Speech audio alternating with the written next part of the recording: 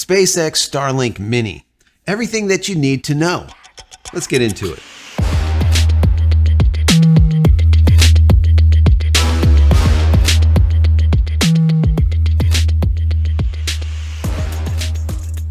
Hey everybody, welcome back to the channel. Thank you so much once again joining me for tea time. Today we have a little bit of fireside. That smokiness. So good. I hope you're joining me with your cup of tea, maybe a cup of coffee, hanging out, talking tech, talking photo, talking video. Today is a Starlink day. The brand new Starlink Mini is official. It's not out yet. It's coming very soon, but it is now official. On their website, you can see their setup guide. You can take a look at their spec sheet, and that's what we're going to do today. I was reading an article over on PC Magazine, and they kind of broke down what was in it, and I want to give you that information first, and then I'm going to give you 9 things that I personally think that you need to know before you make this purchase. So you know exactly what you're getting and what you're not getting, so you can be let's say, an informed customer. So that's what we're going to get into in this video. We'll go through the PC Magazine article. I'll give you my commentary. I'll give you those 9 items that I think that you really need to be aware of. And then finally, I want to hear from you down below in the comment area. What do you think? Is this something that is of interest to you or no? I want to hear from you. What do you think? Once again, down below in the comment area. And if you don't want to leave a comment, leave an emoji. Leave a poop emoji. I don't care. Whatever it is, just that I know you're listening. Anyways, before we get into this, I want to say that if you haven't downloaded any of my ebooks, check them out. They are free. Go to JCristina.com/books. Also, if you want more content like this, more Starlink content, I've put together almost 300 videos now. Helpful how-tos, tips, tricks, what to do, what not to do, what to buy, what not to buy, and how to do all of it. And most importantly, the why. Not just the how, but the why. This channel has always been about the why. I'll put a link over here. You can take a look at that, or just simply go over to Starlink playlist from my page and you will find it. All those 300 helpful videos just for you. If you want to say thank you for all of my hard work, there'll be a little thank you button. You can click on that, give $1 or $2 if you like. If not, that's perfectly fine. Consider becoming a member of the channel. That would be even better. And if you haven't subscribed to the channel, consider doing so. If you have, thank you very much. I appreciate you. Click this little button over here, this notification button, so when I go live or when a new video comes out, you will be notified of it immediately. Hopefully, if YouTube actually works properly, you will be notified. Anyways, that is the housekeeping for today. Let's get into this article, and once again, we'll get into commentary and then those 9 items that I think that you need to be made aware of. And finally, down below, I want to hear from you. Official documents from SpaceX shows the up-and-coming Starlink Mini dish won't include an external Wi-Fi router. Very cool. It's all built in. I was wrong, guys. I was wrong. I thought that it would be a very small router because they said it can fit in your hand. We took a look at the printed circuit board and I said, it's a 5x4 printed circuit board, so it could possibly be like a hockey puck size. Instead, they took that little tiny circuit board and stuck it inside of the antenna, inside of the dish. So there is no router anymore. Very, very cool. It continues.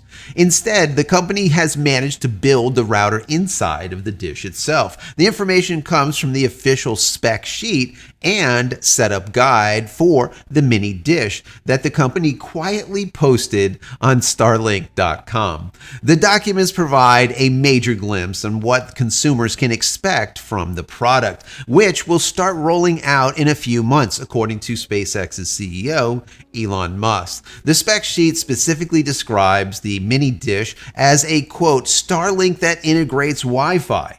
The hardware will also come bundled with a kickstand, pipe adapter, direct current power cable, as well as a power supply.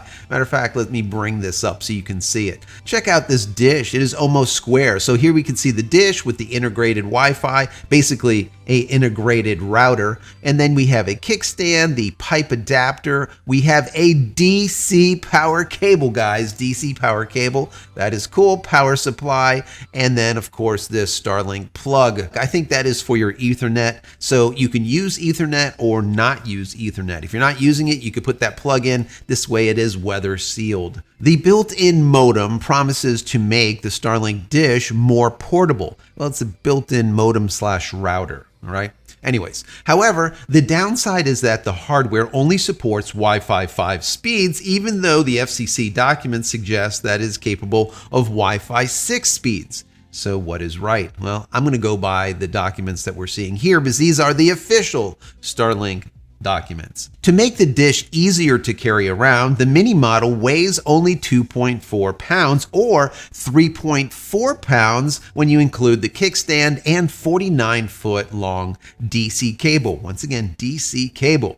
The mini dish is also about the size of a laptop. Now, I was wrong here. I thought it was going to be right around 8 by 9. It ends up being about 11 by 10, right around there. It says measuring at 11.75 by 10.2 inches, making it easy to fit within a backpack as the company originally intended. So this is really cool. Remember, you don't have a router now. You only have one device. You have that flat panel, and that is it. The thickness, remember, is 1.5, under 2 inches thick. So it is really thin. And once again, the size is 11.75 by 10.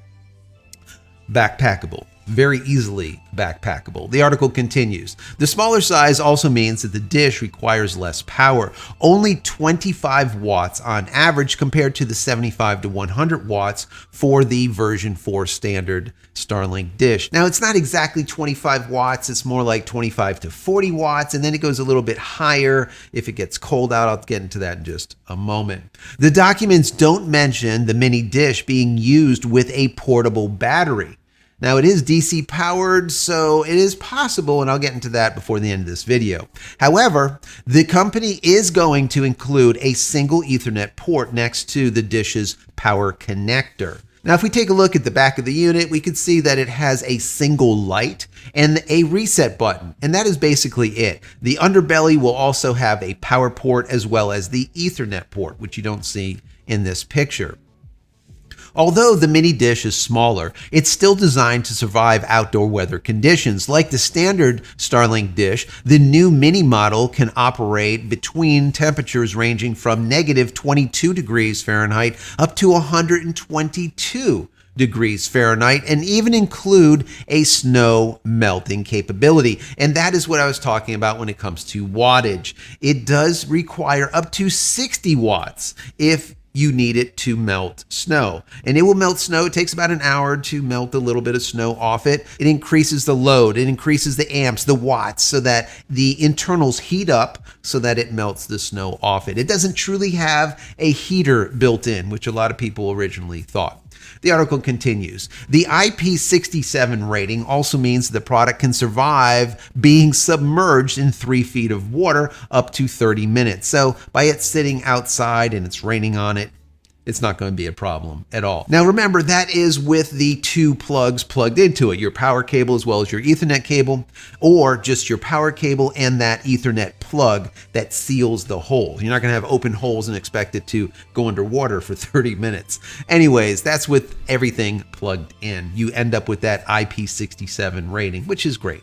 According to Elon Musk, the mini dish will cost about half the price, this is what he quotes, half the price of a standard dish, which suggests around $250 to $300 price tag. It might be $199, which is what I speculated in my last video. We'll see. Although perhaps at the expense of lower performance. They're onto something here. I'll get into that in just a second. The company plans on first rolling out the product to select areas before a wider release. However, it remains unclear how SpaceX will price the monthly internet fee and if it will also arrive at a discount. So this is great information, all right? Good job. Kudos over there to PC Magazine. Once again, I want to dig in a little bit deeper, as I always do. I'm going to give you these 9 items that I wrote down that I think is very, very important if you're going to make this purchase. Is this something that is for you? Are you the nomad? Are you like the traveler? Do you bike and you're hiking and you're out and about and you want to be able to run this thing off-grid, let's say? And the answer to all that is yes, yes, yes, yes, and yes. This is going to be perfect for you. It's backpackable. There is no hockey puck size router that I thought that it would come with. This is perfect. It's all built in. There is only 2 cables, an Ethernet cable and a power cable. Now, let's get into this a little bit. Now, the speeds, according to what I was reading from Elon Musk, are going to be about 100 by 20. That's 100 megabits down by 20 megabits up. That's probably what they're going to guarantee with this. Once again, it is a smaller footprint, a smaller unit. Now, the field of view is also very important. Is this like the other dish that are really wide, like 100-degree viewing angle to see a massive swath of the sky? Or is it more narrow? Is it smaller? And the answer to that is it is 110-degree viewing. So that is perfect. It's just like the other antennas, but it's just smaller. So you're not going to get as much signal, let's say. Now, that being said, this dish allows for you to plug in an Ethernet cable, but the big but, it doesn't come with one. So if you want to use the Starlink Mini with an Ethernet cable, as I would suggest to get fastest speeds possible instead of using Wi-Fi, well, you're going to have to buy one. According to what I'm reading, they're going to have a 49-foot Ethernet cable available to you. And once again, you can purchase it over on starlink.com/shop. Anyways, the importance of buying their cable over a standard Ethernet cable, even if you could use it, is that it does have that really nice weatherproofing at the end. So when it plugs in, it like suctions in with like 3 different pieces of rubber. So it really goes in and it seals. Once again, making the unit IP67 water resistant or weatherproof, where you can dunk it into 3 foot of water for 30 minutes and not have to worry about the internals getting wet. Now, what is interesting here is the Wi-Fi. I thought that this was going to be Wi-Fi 6 because that's what we were reading everywhere, but it ends up going to be Wi-Fi 5. Now, Wi-Fi 5, while it is okay, a lot of people are using it. Matter of fact, our Dishy is currently using Wi-Fi 5. Wi-Fi 5, if you don't know, is a little bit less secure. Wi-Fi 6 gives you added niceties, right? You can attach 100 plus more devices than you can with Wi-Fi 5. Wi-Fi 6 also adds better encryption. Right? WPA2 is what you're going to get with Wi-Fi 5, whereas with Wi-Fi 6, Wi-Fi 6E, 7, you're going to get WPA3, which is once again more secure. Also with Wi-Fi 6, it handles multiple users on that one device simultaneously a lot better. Anyways, we're stuck with Wi-Fi 5 with this unit. Why they did that? I'm going to say it has to do with cost. They're trying to keep this as low cost as possible. Also, the distance that the Wi-Fi provides, and this is one of the reasons why I do think using this with an Ethernet cable just simply makes sense. The Wi-Fi that's provided will only cover about 1,200 square feet. In comparison with a generation 1, 2, or 3 Starlink router, they provide up to 2,500 square feet of coverage in comparison to 1,200 with this unit. So once again, even the Wi-Fi radio in it is dumbed down. 1,200 square feet. Now remember, 1,200 square feet is not what you're going to get. If they say 1,200 square feet, you're probably going to get about 800, right? It's never the maximum amount. Even the 2,500 with the Gen 1s, Gen 2, Gen 3s, they were actually getting about 1,600 really, where it would actually work well before it starts degrading. So figure like 800 square feet. Keep that in mind. Once again, I think that you should get one of those Ethernet cables. My personal opinion. This way you can get the most out of it. But if you're somewhere and you're backpacking and you don't want anything, you want it just lightweight, and you don't mind being near to that dish, well, you're golden. You don't need anything else besides power. We're going to get into the power right now. We see that it gives you a DC cable, which is interesting. And then it gives you a plug. Now that plug takes 110 or 240 volts and converts it down into what is required by the system. Now, what is required? That is the question. What I found interesting here is it will allow you to use a USB-C PD adapter.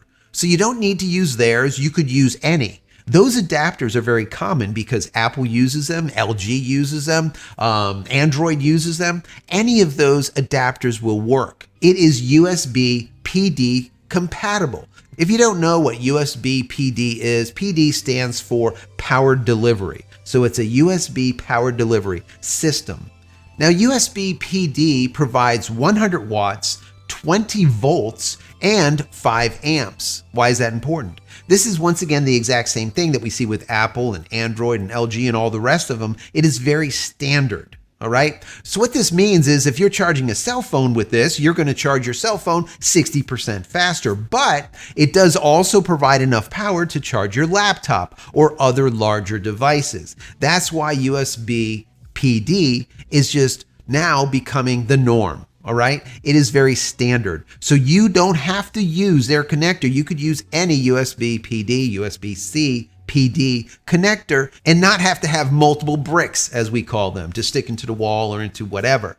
So that is very important. I really like that a lot. Another thing to note here is that the unit is being classified as a device that can handle up to 60-mile-per-hour winds. Now, obviously, that's not going to be when it's connected to the kickstand. If not, you're going to be using it as a kite, right? But 60-mile-per-hour winds, if it's connected to like a J-mount or some type of mount where you're mounting it onto a side of a building or onto something that's heavy, makes sense, right? Anyway, 60-mile-per-hour winds, which is nice. And then finally, I think this is really big, is that it allows you to use any of your generation units or routers as a AP or as an access point, forming a mesh network. So you can take like your generation 2 router, stick it somewhere, and it's going to be like, hey, I found a router. You want me to use that as an AP, as an access point, and put it into a mesh? You're like, yes, and it just does it for you. Same thing with the generation 3 or whatever. So are people going to do that? No. Why? Because this is something that you're going to use backpackable and just get out there. But if you want to use it, let's say in a home or an office or someplace on site that you're actually setting up. Let's say you are a firefighter in the middle of a forest somewhere and you have a ground zero that you set up a camp. Well, at that camp, well, it would be really nice if you had one of these units and then a whole bunch of these APs to give a larger area, let's say 5,000 square feet of coverage, right? So this is something that you can do. Once again, I think that this is going to be really big for not only people that are nomads and people that are bikers and hikers and RVers and people that are out and about, but I think this is going to be really big for emergency workers. Just think about it. One single cable.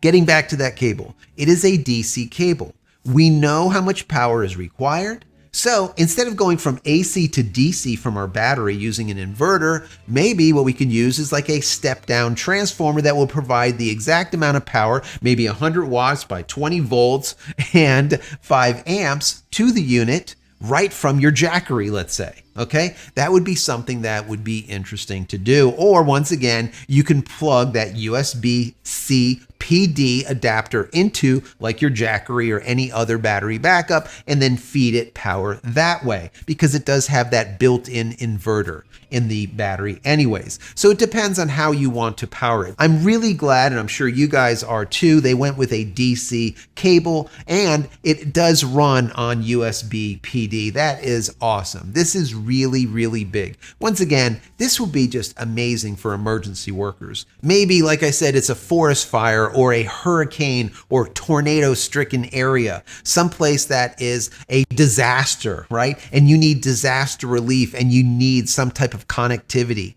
This would be perfect, all right? It doesn't matter at this point if your cell towers are down. It doesn't matter if there's no power in the area because it was devastated. You bring your own power and that's it. One damn cable and you're connected through a satellite. This is amazing. And like Elon said, this is going to be a game changer. This is going to change the world, all right? Now, some people said, well, this would be interesting if you could just strap it to a bomb and now fly it out. There's always going to be the naysayers that say all of the negative things that you can use this thing for. The Army will, of course, absolutely love it. One cable, that's it, run off a battery, and you are golden. But for me, I think that it is absolutely perfect for the nomad, the RVer, the biker, the hiker, anyone that's out there in the wilderness, out and about. And I do think that it'll be absolutely just imperative for people that are dealing with emergency situations, disaster relief. I think that Elon Musk has something here that is just really going to explode. Now, when it comes to speeds, once again, like I said before, he indicated 100 by 20. So these are not those speeds that we're seeing currently here, 200 megabits down, 300 megabits down, 20, 25, 30 megabits up. We're not going to see that with this unit. Once again, it is dumbed down. They made it cheaper, right? They're saying half price and more portable. And when you do that, there's going to have to be some sacrifices made. And that's why we're seeing no Wi-Fi 6. I personally think Wi-Fi 6 would have been something they should have put in here instead of Wi-Fi 5. I don't think the cost difference really would have made that big of a difference. And I really like the added encryption, the security with Wi-Fi 6 in comparison to Wi-Fi 5. That's my personal opinion. If you look at it, you're going to see that it supports 802.11a, b, g, n, and ac. There's no AX, there's no BE, there's no BN, so on and so forth. Once again, it is Wi-Fi 5, period. Anyways, guys, I hope you found this information helpful, maybe the video entertaining. If you did, throw the video a thumbs up. That'll be very helpful. It'll help me, it'll help the channel, it'll help the YouTube gods to shine their light warmly on the channel.